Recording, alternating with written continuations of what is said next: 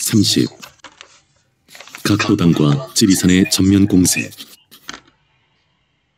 전남북도당 지역에서 군작전이 진행되고 있는 동안 지리산 일대에서는 거의 총성이 울리지 않았다. 빨치산들은 보투를 나가는 경우에 소수의 군부대나 군경 합동부대와 부딪히게 되었다. 그러나 군인과 경찰이 다같이 야간 전투를 벌이는 입장이라서 충돌이 커지지는 않았다.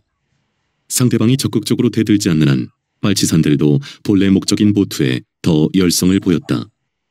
언제 또 대대적인 공세가 감행될지 몰라 식량 확보는 시급했던 것이다.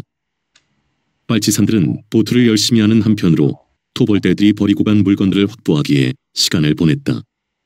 능선과 능선을 잇느라고 온 산에 거미줄을 치듯 깔아놓은 야전용 전화선은 말할 것이 없었고, 더 중요한 것은 총알죽기였다. 능선을 따라 토벌대가 진을 쳤던 자리를 찾아다니면 총알이 여기저기에 수월찬이 떨어져 있었던 것이다. 총알죽기를 하다 보면 총알이 가득 든 판대를 줍는 대원들도 적지 않았다. 무거워서 그런 것인지 싸움을 하기가 싫어서 그런 것인지 군인들은 탄대를 송두리째 버리고 간 것이었다. 이왕에 선심 쓸 바에 총도 한 자리 내뿔고 가지 그랬을까? 금매 말이지. 그랬으면 영판 이뻐라고 했을 것인디. 대원들은 이런 실없는 농담까지 주고받았다. 그 일을 하다 보니 이해룡의 부대에서는 뜻밖의 재미있고 기분 좋은 일이 생기게 되었다. 어느 여자 대원이 총알죽기를 나섰다가 소변을 보게 되었다. 그 여자는 남자 대원들의 눈을 피해 약간 비탈진 큰 나무 뒤로 갔다. 옷을 까내리자마자 쇠의 오줌발이 거세게 뻗어나갔다. 빨치산들은 누구나 대소변을 오래 참았다가 누는 것이 습관이 되어 있어서 오줌발이 거셀 수밖에 없었다.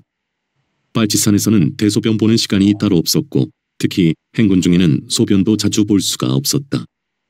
또 아무데서나 대소변을 볼 수도 없었다.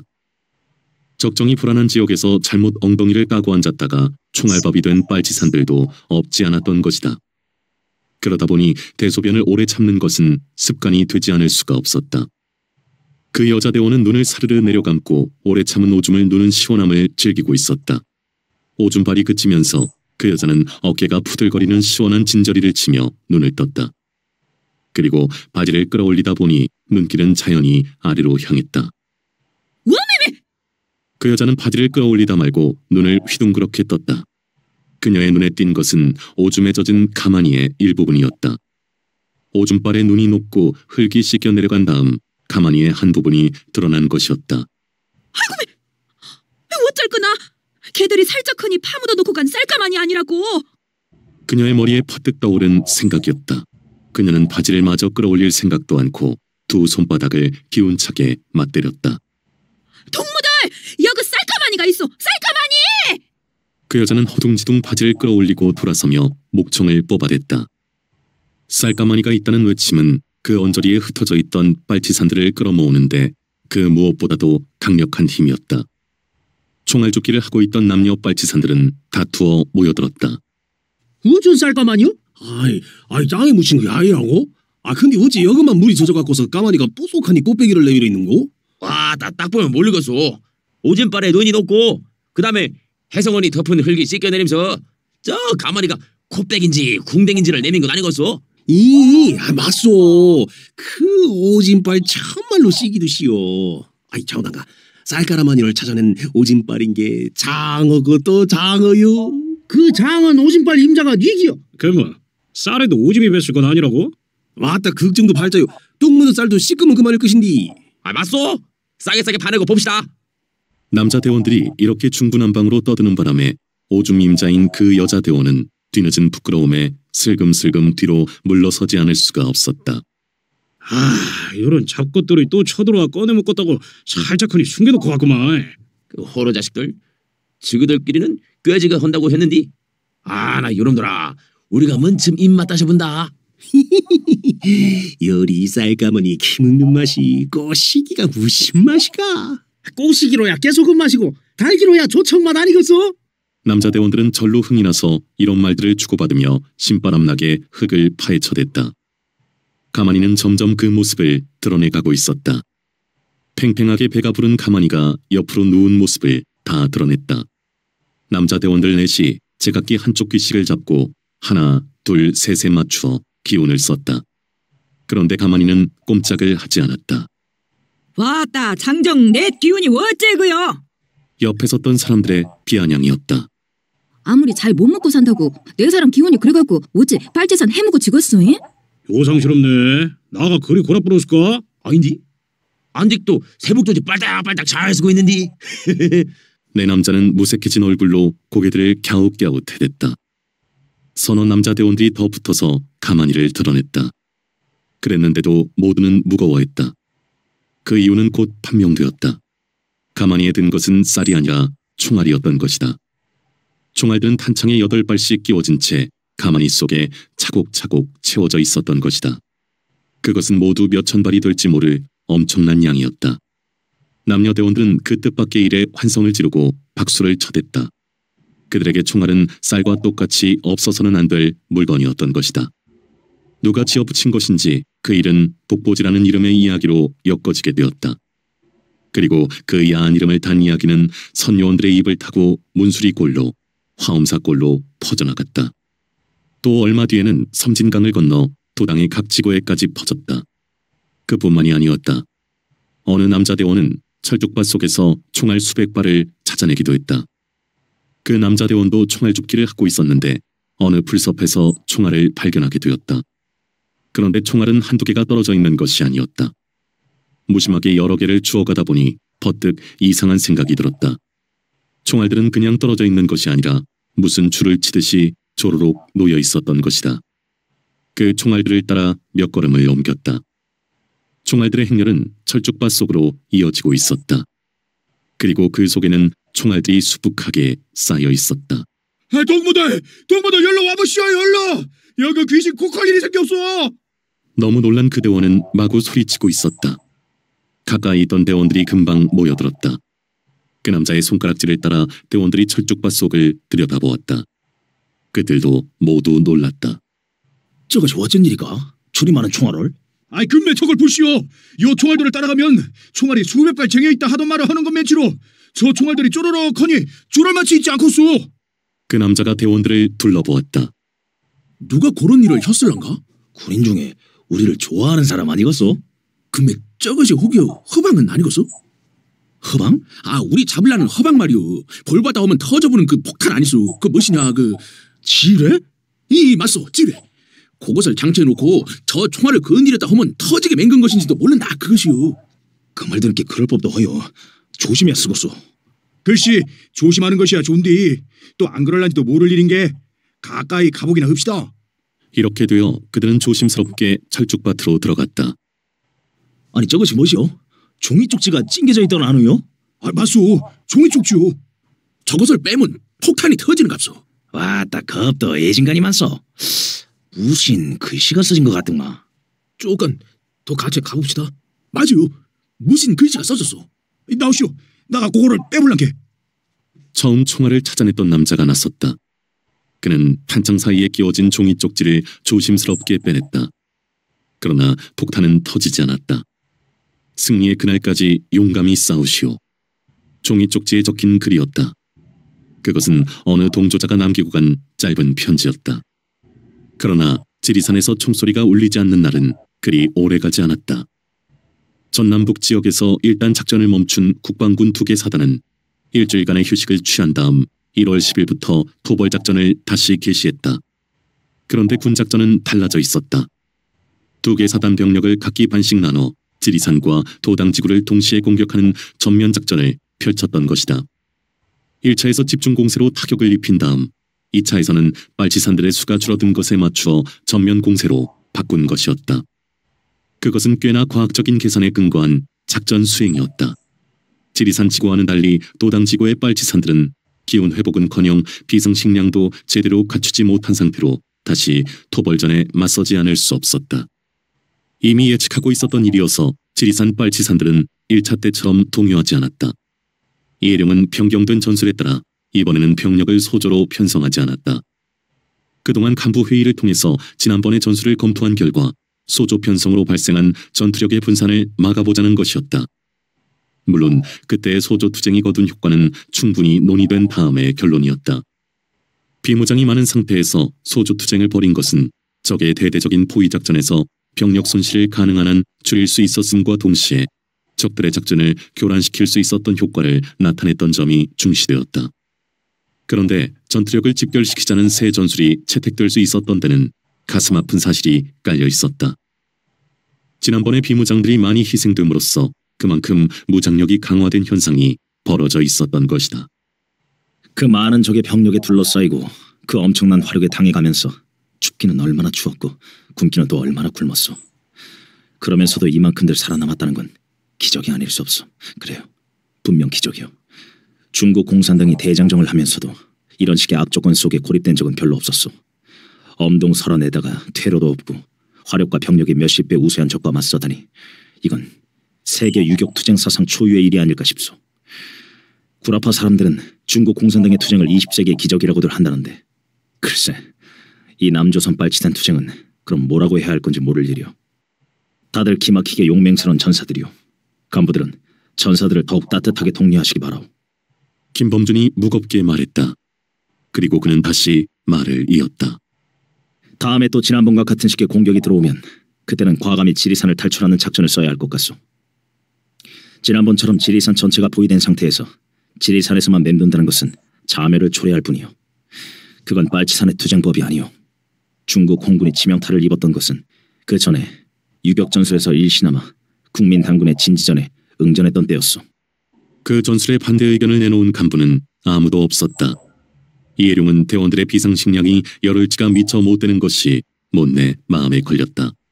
그러나 어쩔 수 없는 일이었다. 그동안 보투에 최선을 다한 결과가 그것이었다. 날씨는 최악의 상태로 추워진 가운데 또 대원들은 굶으면서 싸울 수밖에 없게 되어 있었다. 전사동지 여러분, 다시 싸움이 시작되었습니다. 날씨는 지난번보다 더 추워지고 이번에는 또 며칠 동안이나 싸워야 할지 모릅니다. 지난번과 똑같다면 우리는 또 보름 동안을 싸워야 합니다. 그동안 우리는 불도 마음대로 피울 수가 없고 잠도 제대로 잘 수가 없습니다. 불을 마음대로 못 피우니까 쌀이 있어도 밥을 해먹을 수가 없습니다. 그러나 여러분, 생쌀을 씹더라도 쌀이나 많았으면 얼마나 좋겠습니까? 전사 여러분들이 지닌 비상식량은 열흘치가 조금 못 됩니다. 그러나 그건 우리 모두가 그동안의 목숨을 내걸고 최선을 다해 장만한 양식입니다. 이번 싸움이 보름 동안에 끝난다 하더라도 우리 모두는 닷새 이상 굶게 되어 있습니다. 동지 여러분, 각자가 지닌 양식을 최대한 아끼고 조절해가면서 끝까지 견뎌주시기 바랍니다. 그래서 우리 다 같이 끝까지 살아남아야 합니다. 다 같이 강철 같은 용기로 투쟁에 나섭시다. 이해룡은 매서운 바람이 몰아치는 속에서 대원들을 향해 비장하게 외쳤다. 군 토벌대가 지리산으로 진입하기 시작했다. 이해룡은 피아골의 병력을 전부 화엄사골로 이동시켰다. 지리산을 벗어나 야산으로 옮기자는 새 전술을 실행하기 위해서였다. 이해룡은 화엄사골에 도착해서 박영발 도당위원장이 옮겨와 있다는 사실을 알았다. 지난번 도당에 대한 공세를 피해 옮겨온 것이다. 지리산을 일시적으로 벗어나 야산으로 붙는다는 계획에는 도당위원장도 찬동했다. 탈출 방향은 북쪽으로 정해졌다. 두 가지 이유 때문이었다. 서쪽과 남쪽으로는 섬진강이 가로막혀 있었다. 그리고 지난번에 경험한 바로 북쪽보다는 그 두 방향으로 토벌대들이 훨씬 많이 밀려들었던 것이다. 그럴 수밖에 없는 것이 빨치산들이 북풍 매몰차고 눈이 깊은 북쪽 골짜기들을 피해 남쪽 골짜기들에 퍼져 있었던 것이다. 북쪽 골짜기에는 고작해야 남원 군당이 달궁골과 뱀사골의 산재에 있는 정도였다. 국방군의 그런 정확한 정보 파악에 간부들은 적이 놀랐던 것이다. 부대는 두 개로 편성되었다. 이해룡은 임시 편제인 이연대의 지휘를 맡았다. 도당위원장 보위대는 따로 편성되었다. 부대를 둘로 나눈 것은 지휘 효과를 살림과 아울러 적에 대한 유인과 협공의 묘를 살리기 위해서였다. 철저한 정찰을 앞세워 작전을 시작한 것이 10일 밤이었다. 어둠을 이용해 감쪽같이 빠져나가는 것이 빨치산의 전술상 최선의 방법이었던 것이다. 그러나 그것이 뜻대로 되지 않았다. 이쪽에 인원이 많은 데다 토벌대의 야간 경계가 심해 결국 전투가 붙게 되었다. 야간 전투는 야간 전투일 수가 없었다. 이 능선 저 능선에서 쉴 새 없이 쏘아 올리는 조명탄으로 눈 덮인 골짜기는 대낮이나 다름없었다. 빨치산들의 모습은 푸른빛 품은 싸늘한 조명탄 불빛 아래 송두리째 드러났다. 어둠의 보호를 받고 있던 빨치산들에게 그 갑작스러운 불빛은 감당할 수 없는 공포였고 대항할 방법이 없는 무기였다. 빨치산들의 대열은 금방 헝클어지며 혼란에 빠져들었다.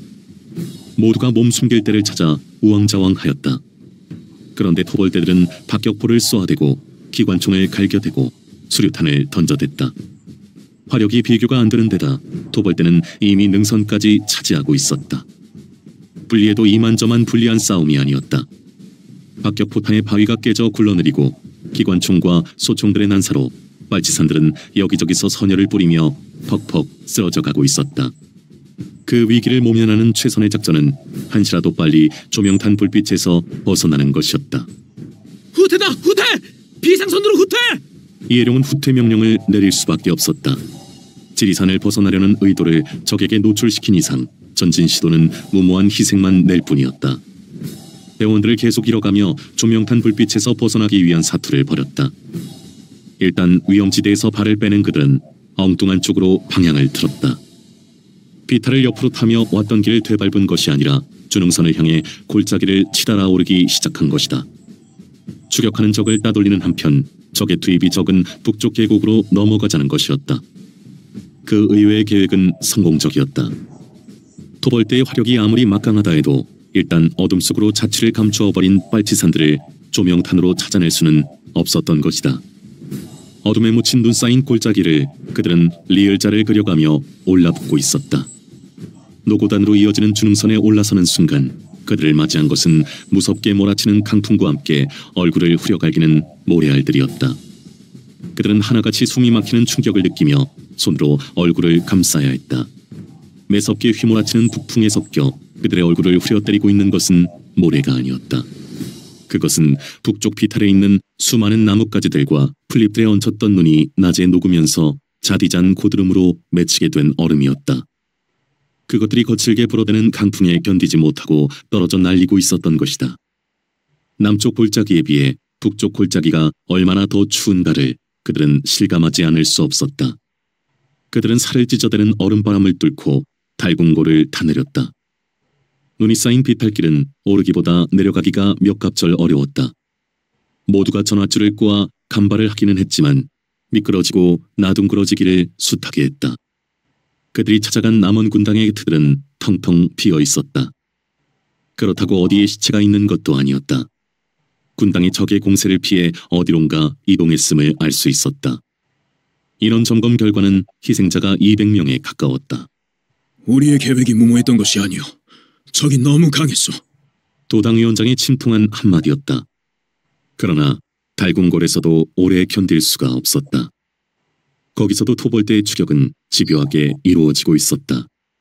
지난번에 비하면 토벌대의 수가 절반도 못되게 적었지만 서란퉁이 휘몰아치는 속에 날씨가 너무 혹독하게 추워 적과 대치하는 어려움은 마찬가지였던 것이다. 그들은 사흘 만에 뱀사골로 넘어갔다. 그러나 뱀사골이라고 해서 나을 것이 없었다. 뱀사골로 넘어온 것은 적의 추격을 따돌리면서 부대를 소도로 편성하는 시간을 벌자는 것이었다. 부대를 소조로 분산시켜 적의 눈을 기만시켜야 했다. 부대의 규모가 커 보이게 하는 것은 적의 규모도 키우게 하는 것이었다. 우리가 추위를 견디기 어려우면 적들도 견디기 어렵기는 마찬가지요. 도당위원장의 말이었다. 그건 이번 군작전에 대응하는 기본 원칙이었다. 비행기는 지난번처럼 날마다 삐라를 뿌리고 다녔다. 그뿐만 아니라 골짜기를 저공 비행으로 날아다니며 귀순권고 방송을 해댔다. 지금 지리산 골짜기마다 숨어서 고생하시는 빨치산 여러분, 안녕하십니까? 저는 전북도당 남원군당 여맹 산정부장이었던 이옥주입니다. 저도 얼마 전까지 투쟁이란 미명 아래 달궁골에서 여러분들처럼 온갖 고생을 다 겪었습니다. 그러나 여러분, 속지 마십시오. 혁명투쟁이란 처음부터 이뤄질 수 없었던 헛소리였고 지금은 더욱이 완전히 가망이 없어지고 말았습니다. 여러분, 이제 곧 휴전협정이 체결됩니다. 전쟁이 끝난다 그 말입니다. 전쟁이 끝나버리면 여러분들의 운명은 어찌 되겠습니까? 인민을 위한 혁명은 다 무엇입니까? 여러분들은 그동안 공산괴뢰 집단의 이용만 당하고 결국은 이 추운 산속에서 버림받은 운명에 처하게 된 것입니다. 여러분, 저는 그 사실을 얼마 전에야 깨달았습니다. 그리고 자유대안의 품에 안겼습니다. 물론 귀순하기 전에 많이 의심했습니다. 귀순을 하면 과연 살려줄 것인가? 살려준다는 것은 거짓말이 아닐까? 이용만 하고 죽여버리는 것이 아닐까? 이런 의심들을 많이 했습니다. 그러나 여러분, 그런 의심은 다 필요 없습니다. 바로 저를 보십시오. 이렇게 분명히 살아있지 않습니까? 빨치산 여러분, 이 추운 엄동설안에 무엇을 위하여 이 산골짜기에서 굶고 떨면서 고생하고 있습니까? 곧 휴전이 됩니다. 더 이상 속지 말고 어서 산에서 나오십시오. 계속 속으면 죽음이 있을 뿐입니다. 어서 산에서 나와 부모님과 형제자매와 처자식이 애타게 기다리고 있는 집으로 돌아가십시오. 따뜻한 방과 뜨끈뜨끈한 밤이 여러분을 기다리고 있습니다. 당장 산을 떠나십시오. 자유대안은 여러분을 기다리고 있습니다. 자유대안은 여러분의 지난 잘못을 일체 따지지도 벌하지도 않을 것입니다. 귀순증을 갖고 있지 않아도 좋습니다. 지금 당장 가까이 있는 토벌대로 발길을 돌리십시오. 어느 부대에서나 여러분을 뜨겁게 환영할 것입니다. 지금 당장 결심하십시오. 젊은 여자의 목소리는 성능 좋은 확성기를 통해 골짜기마다 울려 퍼지고 있었다. 칼바람 휩쓸고 있는 눈 뒤덮인 골짜기에서 간신히 몸을 은신하고 있는 빨치산들은 그 선전 방송을 안 들을래야 안 들을 수가 없었다. 참말로 전현이 저거 사람 매가리 빠지게 만드네 그려. 마른 풀서부거진 속에 몸을 감추고 있는 몇 사람 중에 한 사람이 하늘을 힐끗 올려다보며 내뱉었다. 금매 오살할년이요. 동주들 내뿔고 도망주는 것도 어디 저리 뻔뻔스럽게 주댕기 까서 인자 우리들 마말라 싱숭생숭하게 맹글고 있으니. 옆 사람이 말을 받았다. 빨치산바 하루라도 묵었다는 년이 참말로 지 맘이 동여서 저리 쇠살을 까고 잡아줬을 거라. 다른 사람이 의심스러운 얼굴을 했다.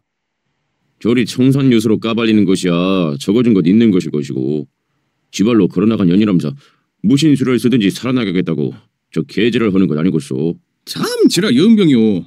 어찌 이리 맴에 물뚝지 않고 껄쩍지 그런겨? 저 개자식들을 한두 번 겪어봤다고 실잡자는 소리 그리 하고요. 해방되고 지금까지 빨갱이 하면 그리 악독하고 모락시럽게 때려 죽이고 쳐 죽이고 한 거 다 까먹어버렸어. 인공 만세에 한 번 불렀다고 빨갱이로 몰아 죽이는 놈들인데 우리들로 치자면 빨갱이 중에 빨갱인데 어쩌요? 살려줄 상불래요? 그 말이 맞소. 전문 참외 흔 일만 봐도 저놈들 속에 시꺼먼 것이야. 화경 들여다보댔기 훤허요.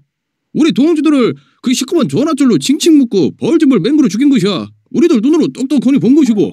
그 무엇이냐? 천왕봉 아래 경남도당 쪽에서 경찰놈들이 여자 대원으로 잡아 새꼬챙이를 불에 달궈갖고 양쪽 볼기짝에다가 한문으로 공기라고 쓰고 나서 총살시킨 일은 동무들도 다 아는 기약 아니오. 미라를 부리들 말든지 잡은 사람들을 그리 모락시럽게 죽이들 말든지 그런 숭악한 놈들을 믿기를 어디로 믿겠소? 하모니라 두 말하면 잔소리오. 삐라 뿌리고 저리 방송이 되는 것은 다 우리 속에 빨치산 씨 몰리자는 신봉계 우리가 더 맘 강단지게 먹고 끝까지 싸워야지요. 그래야지라. 기왕지서 죽으려면 싸우다 죽어야지라. 새로 등장한 방송에 대한 빨치산들의 반응은 대개 이랬다. 처음에는 직감적으로 사기의 위축을 보이다가 끝내는 토벌대에 대한 증오와 불신으로 이야기들을 끝냈다. 지난번에 군경 토벌대는 귀순자와 저항체포자를 구분해서 처리했는지 모르지만 그들이 남겨놓고 간 처형의 여러 가지 모습들은 빨치산들에게 삐라에 대한 불신은 물론이고 토벌대에 대한 증오를 더 확대시켰다. 지난번과 또 달라진 것은 비행기들의 본격적인 공격이었다. 이해룡의 부대는 뱀사골로 옮겨오자마자 비행기의 공격을 받았다. 이해룡은 20여 명을 이끌고 상황 정찰을 겸한 보초선을 정하고 있었다. 그런데 갑자기 비행기가 나타났다.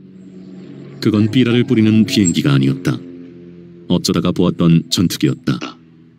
그 비행기는 골짜기를 훑어오르듯 하며 날아오르고 있었다.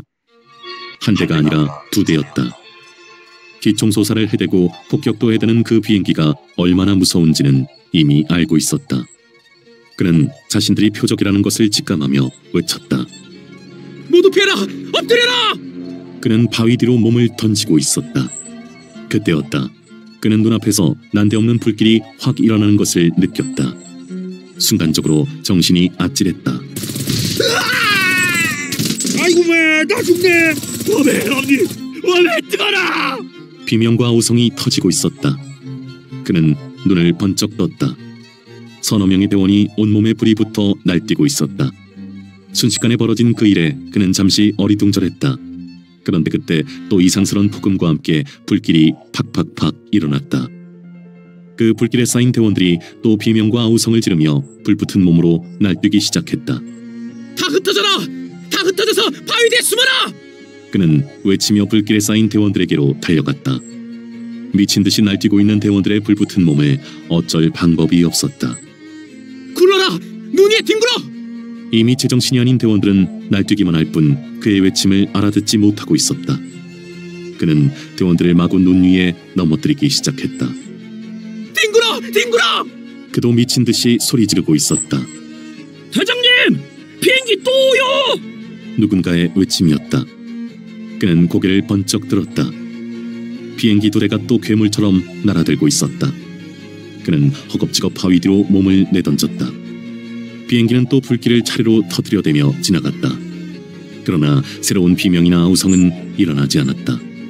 그는 바위 뒤에서 다시 뛰쳐나왔다. 두 명이 불붙은 몸으로 눈 위를 구르며 몸부림치고 있었다. 그리고 세 명은 옷들이 불타고 있는 채 눈 위에 엎어져 있거나 부꾸라져 있었다. 동무들! 빨리 나와서 이 불 꺼! 불! 이해룡은 눈 위에서 구르고 있는 두 대원을 향해 눈을 퍼부어대며 외치고 있었다. 숨었던 대원들이 모두 뛰쳐나와 눈을 퍼부어대기 시작했다. 5사람의 몸에 붙은 불을 겨우 껐다. 그러나 3사람은 이미 숨이 끊어진 뒤였다. 그리고 2사람 중에 하나도 곧 숨이 끊어지고 말았다. 한 사람만이 얼굴이 온통 그을린 채 겨우 숨을 쉬고 있었다. 죽은 4사람은 새까맣게 그을려 있었다. 비행기는 어디로 갔는지 더는 날아오지 않았다. 동무들, 저 내 동무를 눈으로라도 묻어주시오. 이해룡이 목 잠긴 소리로 말했다. 그리고 그는 돌아섰다. 대원들은 4사람의 시체를 옮겨다 나란히 눕혔다. 그리고 얼부풀고 튼 손들을 모아 눈을 퍼다가 그 흉측스럽게 그을은 시체들을 덮어나갔다. 그들이 눈 장례를 끝낼 때까지 이해룡은 고개를 뒤로 젖힌 채 혼자 서 있었다. 흐린 하늘로 향한 그의 얼굴에는 눈물이 흘러내리고 있었다. 간신히 목숨을 건진 대원을 들어옮겼다. 그러나 화상이 심해 그는 혼수 상태로 다음날 숨을 거두고 말았다. 그들은 화상을 치료할 수 있는 약을 아무것도 가지고 있지 못했다. 네이팜탄 공격은 그 뒤로도 거의 매일 계속되었다. 단단히 경고를 했지만 희생자들은 자꾸 생겼다. 불시에 나타나는 비행기의 공격은 불가항력이었던 것이다. 빨치산들은 네이팜탄을 불탄이라고 불렀고 그것을 무엇보다도 두려워했다. 네이팜탄은 빨치산들의 생명만 앗아가는 것이 아니었다. 이 골짜기 저 골짜기에다 때 아닌 산불을 일으켰다. 그러나 산불이 지리산을 온통 다 불태우지 않고 저절로 꺼지고 하는 것은 눈이 쌓여있기 때문이었다. 하대치는 산고비를 벗어나기 전에 대원들에게 담배를 피우게 했다. 그 산고비를 벗어나면 다음 목적지까지 쉬게 할 만한 장소가 마땅찮았던 것이다. 대원들은 앉자마자 담배들을 말기 시작했다. 하대치도 쌈지를 꺼냈다. 그러나 쌈지에 든 것은 진짜 담배가 아니었다. 그건 단풍잎을 따서 담은 것이었다. 그러자나도 담배가 귀해지기 시작하는 겨울인데다가 토벌대의 작전마저 길어지다 보니까 담배가 동이 나고 말았다. 담배가 떨어지게 되면 빨치산들은 을에 마른 나뭇잎들을 따서 쌈지에 넣고 다니며 꼭 담배를 피우듯이 천연덕스럽게 연기를 빨아댔다. 그러나 나뭇잎이라고 해서 아무거나 대용 담배가 되는 것은 아니었다. 참나뭇잎이 좋다느니 단풍잎이 좋다느니 떼죽나뭇잎이 좋다느니 심지어 호박잎이 좋다고까지 해서 서로 간에 우김질이 많았다. 그건 신빨치들의 경우였다. 하대치 같은 굿빨치들은 묵묵히 단풍잎을 말아 연기를 빨았다.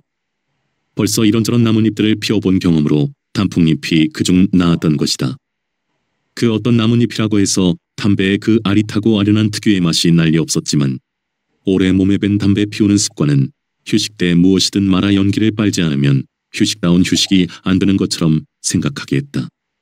하대치는 손을 도르르 말아 그 안에 단풍잎 담배를 넣고 연기를 빨았다. 그렇게 하면 어디로도 불빛이 새나가지 않았다. 밤에 담배를 피우는 장소는 주변의 안전이 확인된 곳이었지만 빨치산들은 을에 손을 말아서 담배를 쥐었다. 뒤로 전달. 강동기, 천정박동무 앞으로. 하대치는 낮은 소리로 명령을 내렸다. 그리고 몸을 부르르 떨었다. 빌어먹을 날이 어째 이리 춥고 이려. 아니지, 삼동인께 춥기는 추워야지. 그래야 올 농사가 잘 되지. 제가 인자 추워도 얼마나 더 춥겠어. 그작저작 이달 남기고 2월 접어들어 동백꽃 피기 시작하면 지도 끝장이지. 그는 앞으로 보름이 고비라고 생각했다. 강동기와 천전바구가 옆으로 앉았다. 부르셨는게라? 강동기가 물었다. 이 조간 있다가 출발인디 여기 산굽을 벗어나면 내대가옥 사는 마실이 나오요. 거기를 지내갈 적에는 생동 빠지게 뛸참있게 두 동무는 줄 밖으로 나서서 대원들 잘 단둘이 해야 할 것이오. 아이 그러지라. 알겠구만이라. 강동기와 천전바구가 함께 대답했다. 두 사람이 돌아가자 하대치는 또 강동기에게 죄를 진 것 같은 마음이 들었다. 그의 절친했던 동무 김복동이가 재규열로 죽은 다음 지난번의 싸움에서 마삼수마저 죽어버렸던 것이다. 같은 상방 동무 마삼수까지 죽게 되자 강동기는 영풀이 꺾여 보였다. 다시 원기를 찾게 해주고 싶었지만 그는 마땅한 묘책을 생각해내지 못하고 있었다. 뒤로 전달. 출발. 하대치는 총을 힘주어 잡으며 일어섰다. 명령이 뒤로 전달되는 것과 함께 대원들이 어둠 속에서 줄줄이 일어서고 있었다. 부대는 소리 없이 찬바람 속을 헤쳐나가기 시작했다. 바람소리만 매섭고 하늘에는 싸늘한 별빛이 드문드문했다. 산들은 어둠 속에서도 그 무겁고 실한 자태를 더욱 검게 드러내고 있었다. 그 줄기들을 따라 멀게 찍힌 불빛들이 있었다. 토벌대들이 피우는 불빛이었다. 그 불빛들은 빨치산들을 더 춥게 만들었다. 산고비를 다 돌아선 하대치는 걸음을 멈추었다. 멀지 않은 곳에 불빛 서너 개가 흐릿한 네모 윤곽들로 드러나 있었다. 그 각기 다른 크기의 네모난 흐린 불빛에서 하대치는 물큰 밤냄새를 맡았다. 그리고 따스한 아랫목의 아늑함도 불현듯 느꼈다. 그 불빛들은 석유 등잔의 흐린 빛이 지게문이나 봉창에 젖은 것이었다. 뒤로 전달. 뒷박질 준비. 하대치는 명령이 완전히 뒤로 전달될 시간을 헤아리며 숨을 한껏 들이켰다. 속으로 10가지 센 그는 허리를 약간 굽히며 온몸에 힘을 주었다. 그리고 뛰기 시작했다. 한 줄로 선 대원들도 뒤따라 뛰기 시작했다. 하대치는 마을이 가까워지면서 속력을 조금 더 높였다. 그리고 집들의 뒤편을 지나면서는 있는 것 속력을 내서 달렸다. 봉창의 불빛들은 잡힐 듯이 가까웠다. 하대치의 뒤에서는 대열에서 벗어난 강동기와 천전바구가 대원들과 함께 뛰면서 팔을 휘저어대고 있었다. 빨리 뛰라는 신호였다. 하대치의 부대는 얼어붙은 찬바람 속을 뚫으며 조그만 마을 뒤를 삽시간에 통과하고 말았다. 어떤 눈치도 난 대원으로서는 마을을 지나쳤는지도 모를 지경이었다. 그것이 겨울의 마을을 통과하는 방법이었다. 겨울에는 다른 계절에 비해 이탈자가 부쩍 늘어났다. 날씨는 땡땡 춥고 배는 고프고 불은 마음대로 피울 수 없고 잠은 눈 위에서 자야 하고 악조건을 다 갖춘 것이 겨울이었다. 그런데 창호지에 밴 불빛, 거기에 비친 아기 어르는 그림자, 방 안에서 흘러나오는 즐거운 웃음소리, 아기 우는 소리, 그런 것들에 직면하게 되면 순간적으로 마음이 흔들리지 않을 사람이 없었다. 그때 주저앉아버리면 영락없이 이탈자가 될 수밖에 없었다. 그래서 보투도 겨울 보투가 제일 어려웠다. 겨울 보투에서는 여간에서 방에 들어앉는 일이 없었고 안전하다고 해서 밥을 해먹고 떠나는 일도 드물었다. 한 끼라도 더 벌자고 밥을 시켜 먹게 되면 그동안에 방에 들어앉게 되고 방에 들어앉으면 몸만 녹는 것이 아니라 마음까지 녹아내려 탈이 생길 위험이 그만큼 커졌던 것이다. 그런 일을 미리 피해도 겨울 보트에서 이탈자가 한두 명씩 생겨나곤 했다. 하대치는 맞은편 산으로 건너가는 길목의 개울뚝이 아무래도 신경에 거슬렸다. 매복을 치기가 쉬운 자리였다. 그는 강동기를 부를까 천전바구를 부를까 생각하다가 나이보다는 빨치산 밥그릇 수가 더 많은 천전바구를 부르기로 했다. 천동무, 그저 앞에 배는 뚝방이 어찌 마음 미키요? 금매요. 지맘에는 안 좋은디라. 천전바구의 주저없는 반응이었다. 무슨 냄새가 나요? 멀어서 냄새야 못 맡겠고 딱 본께 맴이 꼴쩍지근한디라. 나 마음도 그래서 천동무를 불렀소. 야, 제가 나서서 알아보겠구만이라. 매복이 있으면 총을 안 쏠 수 없는 일이고 이 총소리를 냄새로 질게 끌면 우리가 불리해진 게로 후닥닥 해쳐 불고 산으로 붙어야 할 것인디 그러자면 우리가 일시에 몽창 공격을 해야 할 것인게 쥐도새도 모르게 알아내야 할 것이오. 야, 그리 해보자라. 천전바구는 혼자서 무슨 몸빠른 짐승처럼 개울뚝을 향해 어둠을 헤쳐갔다. 개울뚝을 20여 미터 남겨놓은 지점에서 천전바구는 질겁을 하며 땅바닥에 엎드렸다. 개울뚝 저쪽이라고만 생각했었는데 바로 코앞에서 인기척을 느꼈던 것이다. 어찌나 놀랐던지 땅바닥에 붙이고 있는 가슴이 펄떡펄떡 뛰고 있었다. 그는 이마를 땅에 대고 막혔던 숨을 내쉬었다. 귀에는 분명 사람의 말소리가 가느다랗게 들려오고 있었다. 그는 숨을 들이켜며 천천히 고개를 들어 올렸다. 소리가 들려오는 곳은 오른쪽 방향이었다. 그런데 정확한 위치를 알아낼 수가 없었다. 사람의 모습이 전혀 잡히지 않았던 것이다. 그는 살금살금 포복을 하기 시작했다. 5미터 남짓 오른쪽으로 기어간 그는 개울뚝 아래 참호가 파여있다는 것을 알았다. 수류탄 하나만 까던지면 간단하게 해결될 것 같았다. 그러나 수류탄을 가지고 있지 않았다. 그는 엎드린 채 뒤로 물러나기 시작했다. 서너 발짝 정도 물러나던 그는 뒤에서 들리는 소리에 놀라 고개를 획 돌렸다. 그 바람에 총이 손에서 벗어나 땅바닥에 떨어졌다. 밤의 정적 속에서 총이 땅바닥에 부딪히는 소리는 너무나 크고 요란했다. 그의 귀에서는 천둥이 울렸고 그는 죽었구나 하고 생각했다. 아니나 다를까 저쪽에서 외치는 소리가 날아왔다. 누구냐? 천전바구는 머리를 땅바닥에 대고 납작 엎드렸다. 그리고 어떻게 할까를 순간적으로 생각했다. 은폐물이 마땅찮았고 적과의 거리가 너무 가까웠다. 잘못 움직였다가는 꼼짝없이 당할 것만 같았다. 이대로 엎드려 눈속임을 하는 게 어떨까 싶었다. 그런데 저쪽에서 두 줄기의 불빛이 어둠 속으로 뻗쳐나왔다. 그 손전등 불빛은 이리저리 움직이며 땅을 핥기 시작했다. 그대로 엎드려 있다간 마지막이었다. 천전바구는 이를 앙 다물었다. 죽더라도 그대로 엎드려 죽을 수는 없었다. 그는 총을 버려둔 채 땅을 박쳤다. 저기다! 쏴라! 뒤에서 터진 소리였다. 그때 천전바구는 10여 미터 이상을 내뛰고 있었다. 그는 더 욕심부리지 않고 밭두렁으로 굴렀다. 뒤에서 총소리가 터졌다. 사격이 이쪽으로 집중되고 있었다. 총알들이 머리 위로 날아가는 소리들이 피웅피웅 요란했다. 그는 밭두렁에 몸을 바짝 붙이고 엎드려 하데치 대장이 빨리 공격해오기만 애타게 바랐다. 적의 총소리가 바로 공격 개시 신호가 될 것이기 때문이었다. 그 예상은 틀림없었다. 이쪽에서도 총소리가 요란하게 터지기 시작했다. 천전바구는 생각보다 훨씬 빠르게 울리는 총소리를 들으며 역시 우리 대장님이 최고시여. 우리 대장님은 둘도 없는 영웅이시여, 영웅. 하며 감탄하고 있었다. 하데치는 손전등 불빛이 어둠을 가르는 순간 천전바구가 위험에 빠진 것을 직감하고 대원들에게 돌격 명령을 내렸던 것이다.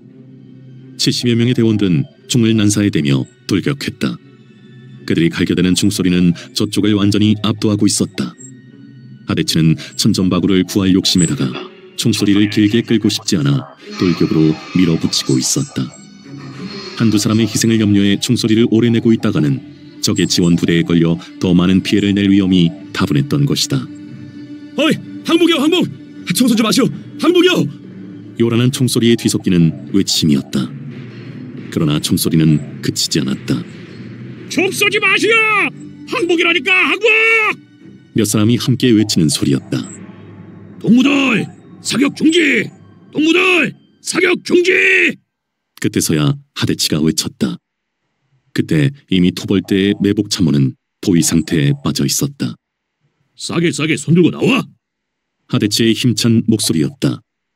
아이, 우리 성님이 국성 분당에 있는 김한일인데요. 찌는 김경일이구나. 참호에서 첫 번째로 나오는 군인이 다급하게 말했다. 지는 우리 작은아버지가 나주 군당에 있는 송태훈이요. 두 번째로 나오는 군인의 말이었다. 보이소. 우리 외삼촌이 경남도당 함안군당 조직부장 조상제라요. 세 번째로 나오는 군인의 말이 떨렸다. 네 번째, 다섯 번째로 나오는 군인들은 아무 말이 없었다. 더 없나? 하데치의 말이었다. 야, 뭐다 다 사시구만이라. 첫 번째 군인이 재빨리 대답했다. 뒤져보고 무기 다 갖고 나오게 하시오. 하대치가 옆에 선 강동기에게 일렀다. 천전바구는 어둠 속을 더듬어 총을 찾아가지고 그때서야 하대치 옆으로 다가서고 있었다. 대장님, 면목 없구만이라. 천전바구에 가라앉은 목소리였다. 이 천동무 상 어디 없어? 하대치의 목소리가 반가웠다. 야, 수고였어 천동무. 몸 상황께 좋았어. 하대치는 천전바구의 어깨를 잡고 흔들었다. 그리고 그는 참호에서 네 번째로 나온 군인에게 불쑥 물었다. 네놈 집구석은 반동 집구석이냐? 아닙니다. 반동 아닙니다. 당황한 군인이 들어올리고 있던 팔을 내려 차려를 하려다가 다시 팔을 뻗쳐 올렸다. 근데 왜 입선자가 없어? 너가 아버지 직업이 무엇이여? 농사 짓습니다. 마이씨가 서울놈인디? 아닙니다. 경기도 오산입니다. 너는 너가 아버지가 뭘여? 하대치는 다섯 번째 군인에게 말을 옮겼다. 아버지는 세상 두시고 어머니가 농사 짓고 사는만요. 집이 충청도여? 야, 충남 홍성이구만요. 그때 참으로 들어갔던 대원들이 나오고 있었다. 다 챙겼구만이라. 강동기가 보고했다. 저것들 몰아갖고 싸게 저 산으로 붙으시오. 하대치가 명령했다. 손 그대로 들고 쌓여 걸어. 강동기가 군인들에게 총을 휘둘러 보이며 명령했다. 어메, 항복하고 났으면 입선자 가족은 살려준다 하더만 어쩌라고 이러시오. 첫 번째 군인의 다급한 말이었다. 싸게 걸어 싸게. 강동기가 그 군인의 엉덩이를 걷어찼다. 하대치의 부대는 개울뚝을 넘어 건너편 산속의 어둠으로 신속하게 이동했다. 그들은 한동안 빠르게 걸어 산굽이 두 개를 돌았다. 하대치는 행군을 정지시켰다. 너가 빠르게 항복을 였고 우리 대원들이 하나도 안 상했으니까 천만다행한 일이여. 그리고 너희들이 반동 집구석들 다섯이 아닌께 살려보내기로 하겠어. 너희가 빨치산으로 나서지는 못해도 앞으로 빨치산한테 절대로 총질은 하들 말어. 빨치산이 산도적이 아닌 것이야 너희들도 다 알지. 앞으로 총질을 겨야 할 판이면 하늘에다 대고 헛방을 쏴. 알겠어? 하대치의 말이었다. 다섯 군인이 어물어물 대답했다. 저것들 보내고 싸게 떠야겠어. 하대치가 강동기와 천전바구를 돌아보았다. 너희들 오시고 구두고 싹 다 벗어놓고 반스만 차고 가. 싸게 벗어. 천전바구가 나서며 총을 휘둘렀다. 군인들은 많이 당해보기라도 한 것처럼 주저없이 옷들을 벗기 시작했다. 그들은 곧 셔츠와 팬티바람에 맨발이 되었다. 양말이야 신겨보내기로 하지. 하대치가 나직하게 말했다. 알겠구만이라. 너희들 싸게 양말 주워 신고 만변하기 전에 얼른 갚으라. 천전바구의 말에 군인들은 다투어 다시 양말을 꿰신었다. 그리고 허둥지둥 어둠을 헤치며 산을 내려가기 시작했다. 하대치의 부대는 그들과 반대 방향으로 움직이기 시작했다. 장교의 지휘를 받고 있지 않은 경우에 사병들 사이에서는 그런 일들이 더러 벌어지고 있었다. 그들은 위협적인 상황에 처하게 되면 의외로 쉽게 손을 들어 올렸다. 그리고 자기네와 빨치산과의 연관 관계를 밝히기에 바빴다. 경찰에 비해서는 군인에 대한 느낌이 다소 나은 빨치산들로서는 그런 젊은 군인들의 행동을 순진하고 솔직하다고 받아들였다. 그들이 밝히는 빨치산과의 관계를 확인할 길이 없었지만 어떤 경우에는 정확하게 들어맞는 사실이기도 했다. 빨치산들은 그들이 그래서 총알도 떨어뜨려 놓고 가는 것이겠거니 하고 생각했다. 그래서 그들에게 관대해질 수밖에 없었다. 바람이 쌩쌩 몰아치고 있었다. 군작전 12틀째가 저물어가고 있었다. 조원진의 중대는 산중턱을 밟으며 이동하고 있었다. 모두가 지칠 대로 지쳐 있었다. 그들은 지금 막 중대별로 포위망을 뚫고 나오는 참이었다. 그들은 벌써 며칠을 쫄쫄 굶은 데다 전투를 벌이고 포위망을 뚫고 하느라고 완전히 탈진 상태에 빠져 있었다. 조원재의 얼굴에는 길게 긁힌 상처가 나 있었다.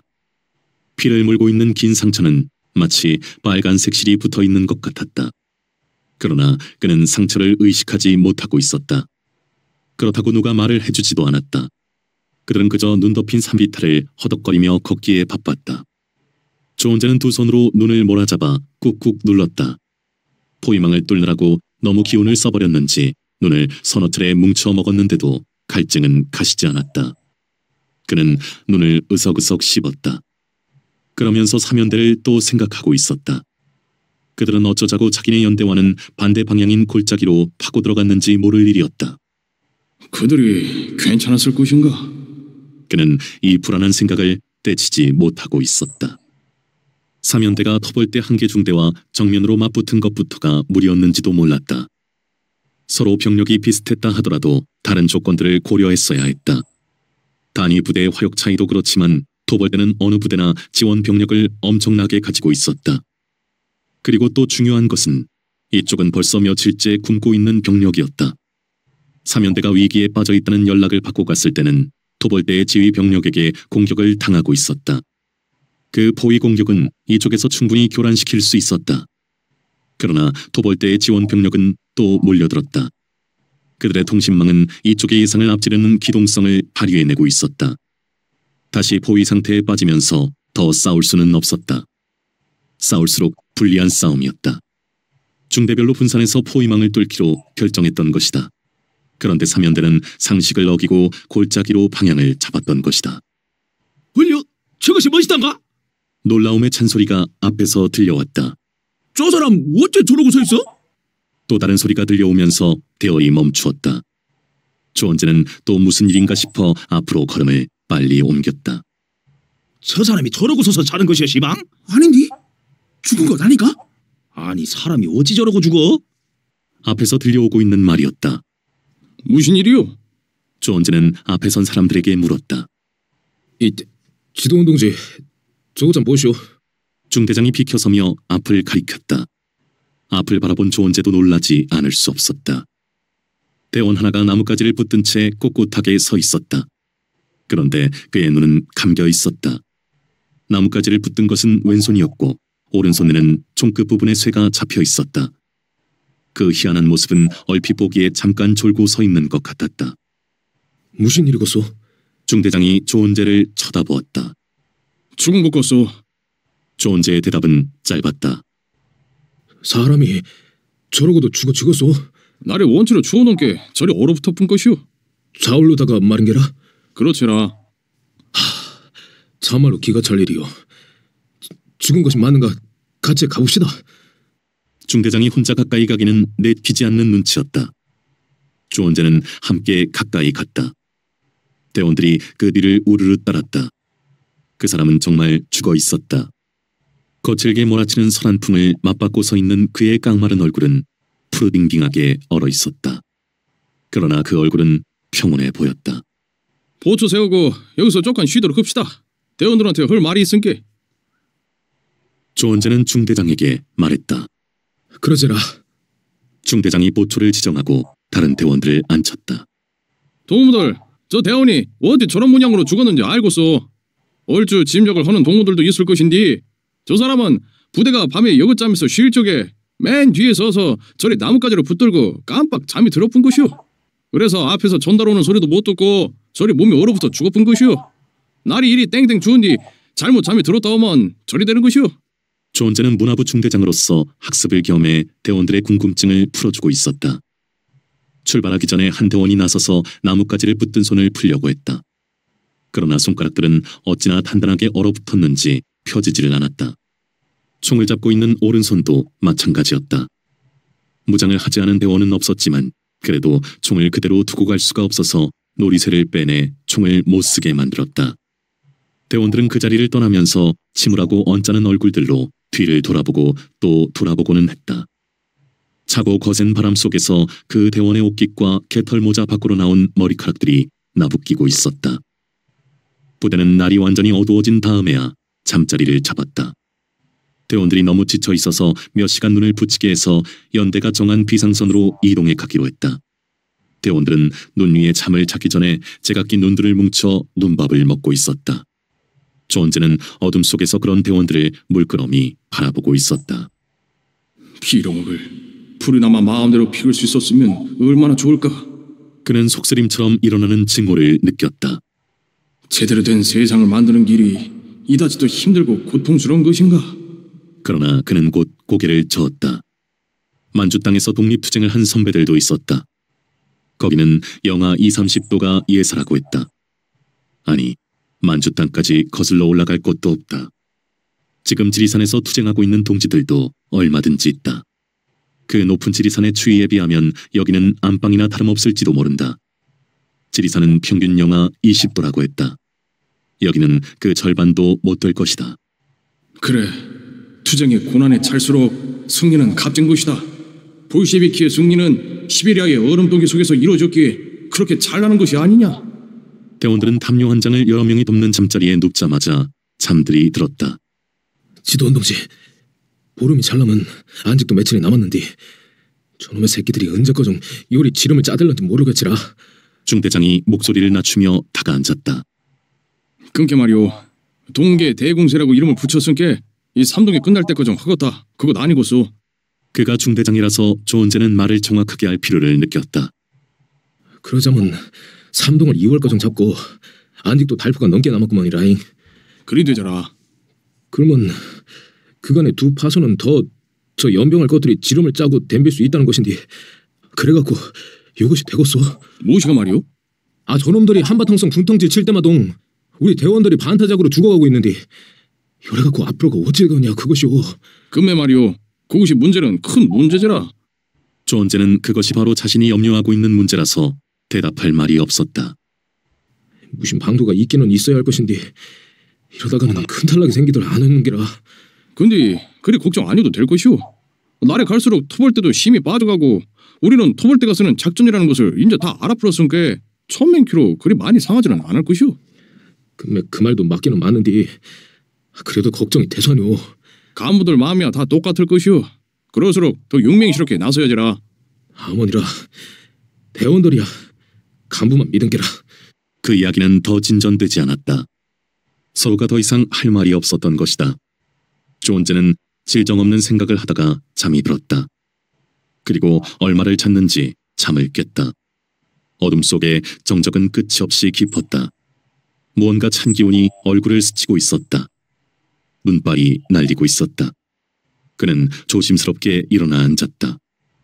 눈발이 언제부터 날리기 시작한 것인지 담요위가 희번하도록 눈이 내려앉아 있었다.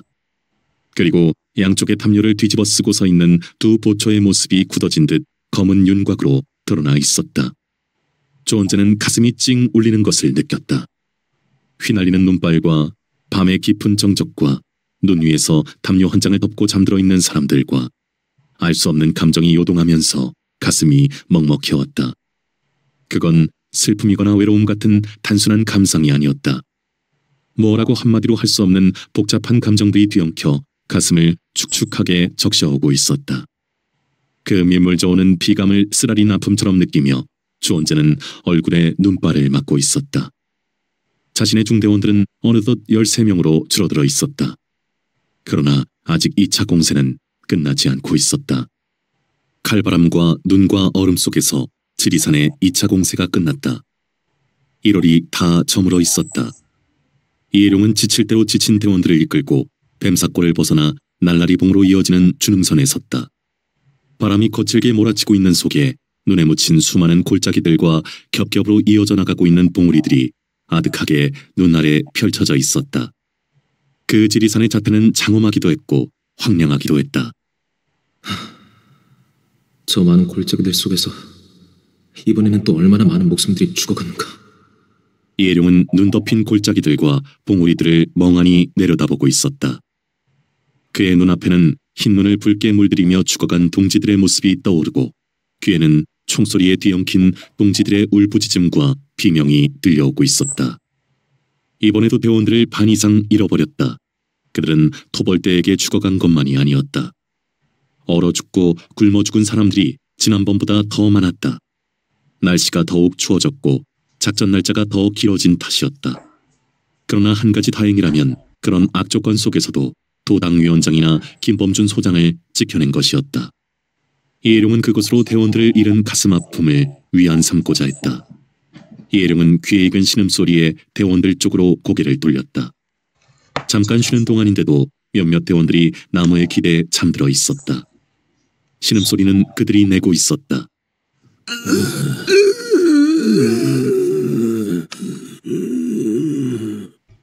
목 속에서 구르고 있는 것 같은 그 앓는 소리는 숨을 내쉴 때마다 낮고 음산하게 흘러나오고 있었다. 그것이 한 사람이 아니라 여러 사람의 소리가 합해지니까 그 소리는 커지면서 음산한 느낌도 더해졌다. 그건 동상의 고통이 심해 잠결에 무의식적으로 흘리는 신음이었다. 동상의 고통은 혹독했다. 살을 찢어내거나 뜯어내는 것 같은 그 고통은 견디기 어려운 아픔이었다. 손발에 동상이 걸리지 않은 사람은 단 하나도 없었고 다소간의 차이만 있을 뿐이었다. 동상은 손가락 발가락이 푸르죽죽하게 얼어 부풀어 오르다가 더 검은칙칙한 색깔로 변하며 피와 진물이 흘러내리고 그 피고름이 또 얼어붙어 손가락 발가락들이 하나로 떡덩어리가 되고 그러면서 검붉은 색깔로 변해 썩어들기 시작해서 마치 문둥병을 앓는 것처럼 손가락 발가락이 매듭매듭 떨어져 나갔다. 동상은 도저히 막아낼 길이 없는 또 하나의 적이었다. 동상은 대체로 손가락보다 발가락이 더 심했고 떡덩어리가 된 발가락으로 산을 오르내리며 싸우고 있는 대원들도 적지 않았다. 그러나 치료약이라고는 아무것도 없었다. 냉수마찰을 하면 다소 치료가 된다고 했지만 얼어붙은 얼음을 깨서 냉수마찰을 할 만큼 한가한 여유가 있지도 않았다. 도저히 걸을 수 없는 대원들은 환자터로 보내졌지만 거기는 다른 부상자들에게나 마찬가지로 치료소가 아니라 일시 휴식처일 뿐이었다. 자, 동무들, 그만 출발합시다. 힘들 내시오. 피약골이 얼마 안 남았소. 거기 가면 쌀이 있어. 어서 가서 뜨끈뜨끈한 밥을 해먹도록 합시다. 이혜룡은 초췌하게 말라버린 대원들을 향해 목소리를 돋우었다. 대원들은 아무런 불평 없이 몸들을 일으켰다. 이혜룡은 가슴이 뭉클해지는 것을 느끼고 있었다. 저 대원들에게 적과 똑같이 입히고 먹이고 무장시키면 얼마나 기막히게 잘 싸울 것인가. 그는 안타까움과 안쓰러움을 지그시 눌렀다. 그들이 가고 있는 능선의 곳곳에는 토벌대들이 피웠던 모닥불의 흔적들이 남아있었다. 타담한 통나무들과 수덩이들을 보면서 그들은 어제까지도 그 불빛들을 골짜기의 눈구덩이 속에서 바라보며 견뎌내야 했던 추위를 다시 떠올렸고 적에 대한 징후를 또 가슴에 심었다. 임걸령에서 피아골로 접어들자 빨치산들이 입은 피해가 드러나기 시작했다. 네이팜탄의 공격을 당해 시커멓게 타 죽은 시체들이 눈 위에 나둥그러져 있었다. 어느 비탈에는 대여섯 명이 총을 갖지 않은 채 몸들이 벌집이 되어 죽어있기도 했다. 도벌대는 빨치산들의 총을 가져가는 법이 없었다. 그들은 환자태의 환자들이 분명했다. 어느 곳에는 총을 껴안은 채 잠든 듯 혼자 죽어있는 빨치산도 있었다. 선떨어진 대원일 것이었다. 또 어느 곳에서는 불피운 흔적을 남겨놓고 서너 명이 죽어있기도 했다. 추위를 견디다 못해 불을 피우다가 당한 참변이었다. 그들은 그런 장면들을 아무 소리 내지 않고 묵묵하게 지나치고는 했다. 그러나 그들이 발을 멈춘 곳이 있었다. 전화줄로 칭칭 묶어서 시커멓게 태워 죽인 시체들 앞에 서였다. 시체는 모두 넷이었는데 거기에는 여자가 하나 끼어 있었다. 그들은 모두 말이 안 나오는 충격을 받았고 그리고 불길 같은 분노를 느꼈다. 시커멓게 타 죽어간 동지들의 고통이 그들의 가슴을 푸들푸들 떨리게 했다.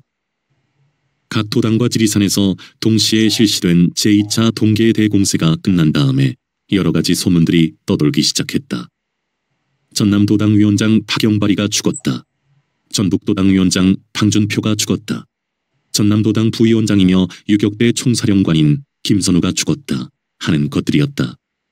그런데 박영발이 지리산 뱀사골에서 죽었다고도 했고 산내면 다림목에서 죽었다고도 했으며 방준표가 백운산에서 죽었다고도 했고 덕유산에서 죽었다고도 하는가 하면 김선우가 광양 백운산에서 죽었다고도 했고 통명산에서 죽었다고도 했다. 그러나 모든 것은 다 터무니없는 거짓말이었다. 그 소문들은 포벌대에서 여러 가지 목적으로 유포시키고 있는 의도적인 것으로서 심리전의 일환이었다. 서남지구를 대표하는 두 도당의 수뇌부가 없어졌다는 것을 널리 알림으로써 첫째, 민심을 안정시킴과 아울러 민간인 내부에 은폐되어 있는 동조 세력들의 기대를 꺾고 둘째, 빨치산들에게 역정보를 제공해서 사기를 떨어뜨려 귀순을 유도하고 셋째, 군 토벌의 효과를 선전하고자 함이었다. 그러나 첫 번째와 세 번째는 효과를 거두었을지 모르지만 두 번째는 아무런 효과가 없었다. 빨치산들의 모든 조직이 건재하고 있는 상태에서 선요원들이 거미줄 같은 조직망을 가지고 움직였기 때문에 그런 역정보가 거짓이라는 것은 금방 드러나고 말았던 것이다. 2차 작전에서 죽은 도당위원장은 경남도당의 남경우 한 사람이었다. 그리고 두 차례에 걸친 군 토벌대의 대대적인 공세로 전남북과 경남의 3개 도당과 지리산의 빨치산들이 60%가 넘게 죽어간 것은 사실이었다. 그러나 남아있는 빨치산들은 그전과는 다르게 비무장 대원이 없이 완전하게 무장을 갖추게 되었다. 수적인 감소가 꼭 전력의 감소일 수 없다는 점이 바로 정규군과는 다른 빨치산의 특이점이었다. 그러므로 2차 공세 다음부터 군경 토벌대에서 공개적으로 사용하기 시작한 잠비라는 말은 자기네가 죽인 숫자만 중요시했지 바로 그런 정예화된 빨치산의 특이성을 제대로 파악하지 못했다는 것을 입증하는 것이었다. 31.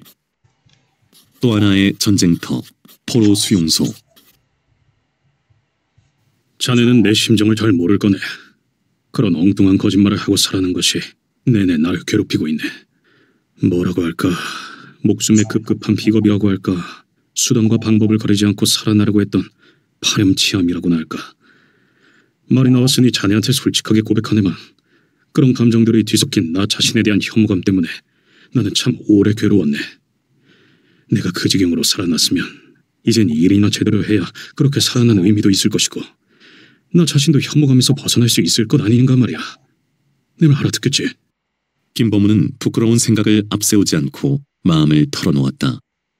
앞에 앉아있는 정하섭은 옛날의 제자가 아니었다. 그는 능력을 갖춘 조직의 간부였다.